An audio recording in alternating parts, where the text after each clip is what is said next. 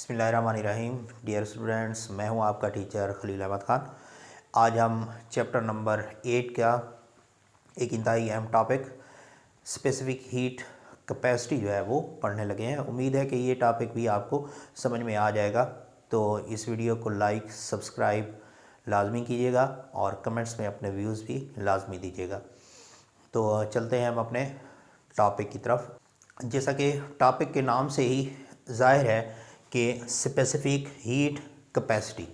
Specific का मतलब होता है मखसूस।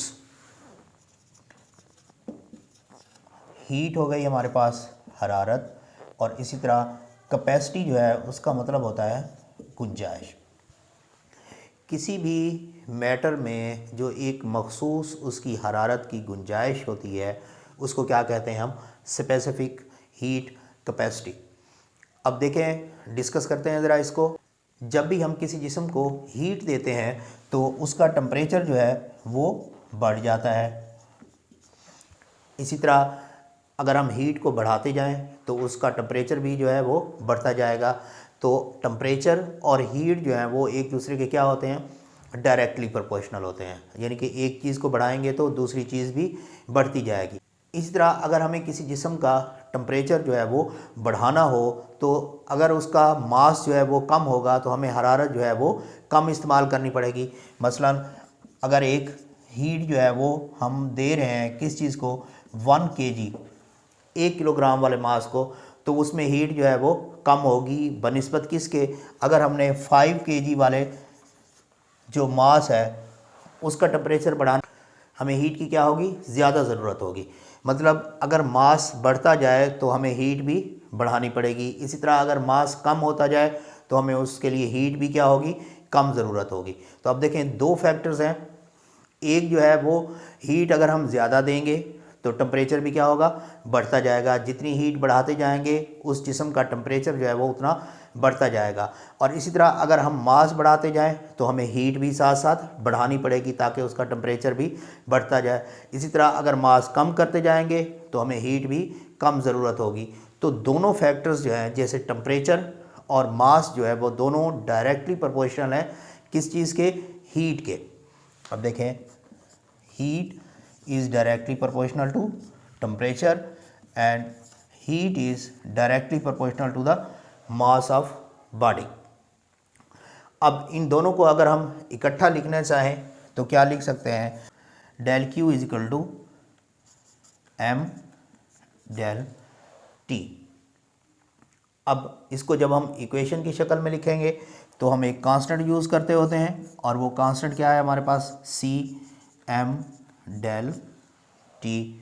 अब ये जो C है इसी को हम कहते हैं C स्पेसिफिक हीट कैपेसिटी। अब देखते हैं कि स्पेसिफिक हीट कैपेसिटी क्या होती है। स्पेसिफिक का मतलब होता है मखसूस, और हीट क्या है? हरारत, और कैपेसिटी का मतलब है गुंजाइश। हर मैटर की अपनी अपनी एक मखसूस गुंजाइश होती है।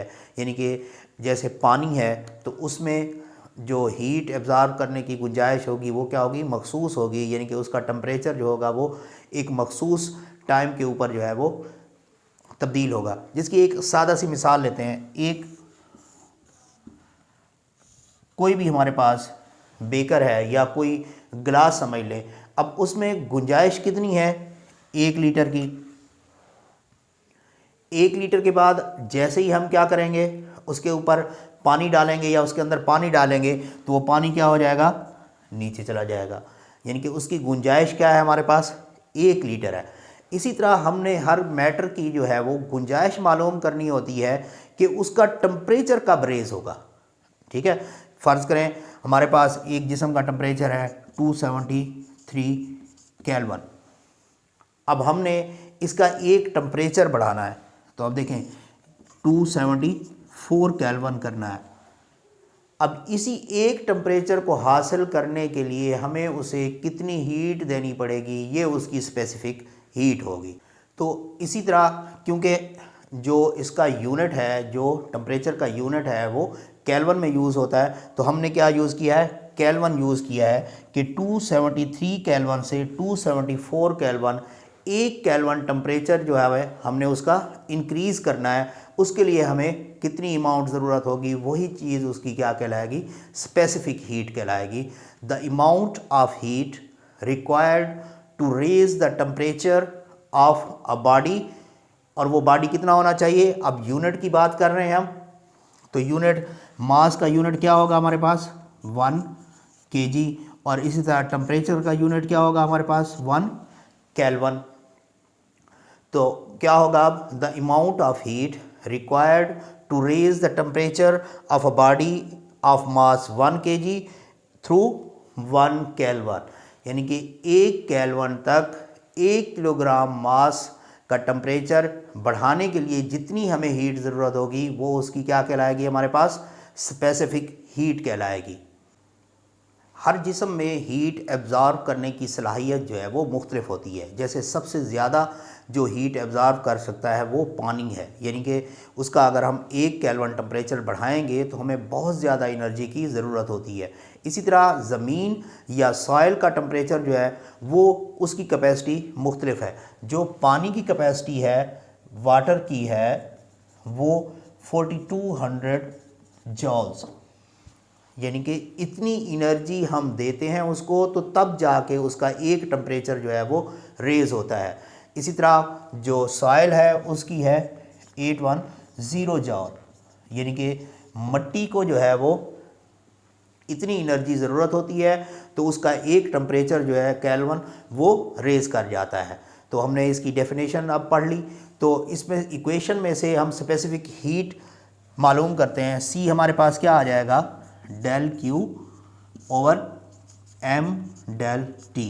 अब देखें इस इक्वेशन से भी हम इसको डिफ़ाइन कर सकते हैं। सी क्या है हमारे पास, स्पेसिफिक हीट कैपेसिटी। तो क्या होगा, the amount of heat required to raise the temperature of a body having mass 1 kilogram through 1 kelvin.